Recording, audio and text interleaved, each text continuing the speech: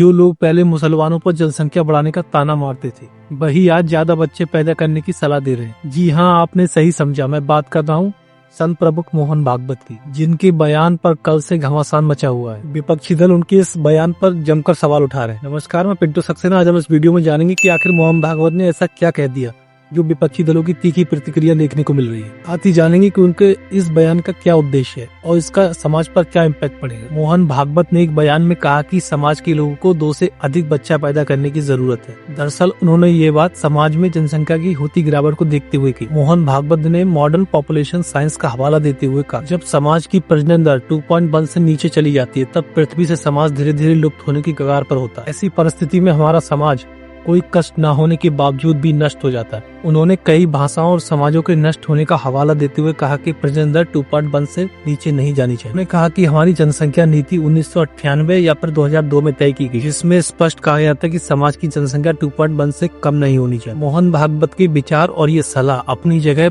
जनसंख्या को बचाने के लिए सही हो सकते, लेकिन मोहन भागवत को देश में बढ़ती महंगाई और शहरों में बढ़ती आबादी को भी ध्यान में रखना चाहिए। लगभग हर महीने गैस सिलेंडर के दाम बढ़ जाते हैं, खाने पीने की चीजें थाली से बाहर होती जा रही। जहां आदमी 4 रुपए खर्चने को होता है, वहां वह 2 रुपए में ही काम चलाने की कोशिश करता है। भागवत जी, ये बात बिल्कुल सही है कि जनसंख्या समाज के लिए बहुत जरूरी है, लेकिन आप ये क्यों भूल जाते हैं कि घर को चलाने के लिए उससे भी ज्यादा जरूरी है पर्याप्त पैसे। एक तो लोगों को नौकरी नहीं मिलती, अगर नौकरी मिल भी जाती है तो सैलरी इतनी कम होती है कि उन्हें खुद का पेट पालना महंगा पड़ जाता है। 4 बच्चे पालना तो बहुत दूर की बात। इसीलिए लोग आज के समय में डिंग कपल की तरफ अपना रुख कर रहे हैं। कपल का मतलब होता है ऐसे मियां बीवी जिनके बच्चे नहीं होते। ये दोनों लोग जितना कमाते हैं, वह अपने ऊपर ही खर्च करते हैं। हाँ, मैं ये बिल्कुल नहीं कह रहा कि डिंग कपल का कल्चर हमारे समाज के लिए सही, क्योंकि ऐसा होने से हमारे समाज का अस्तित्व बहुत जल्दी खतरे में पड़ जाए। ऐसे आज समाज में हम दो हमारे दो का नारा भी लोगों पर भारी पड़ रहा है। कारण साफ है कि बच्चों की देखभाल, उनकी शिक्षा, शादी और फिर उनकी नौकरी की चिंता लोगों को बहुत ज्यादा एक बच्चा करने पर मजबूर कर रही है। मोहन भागवत जी को आज समाज को सलाह देने की जरूरत नहीं है। अगर जरूरत है किसी को देने की तो वो है सरकार। मोहन भागवत जी को सरकार को ये सलाह देनी चाहिए कि हर परिवार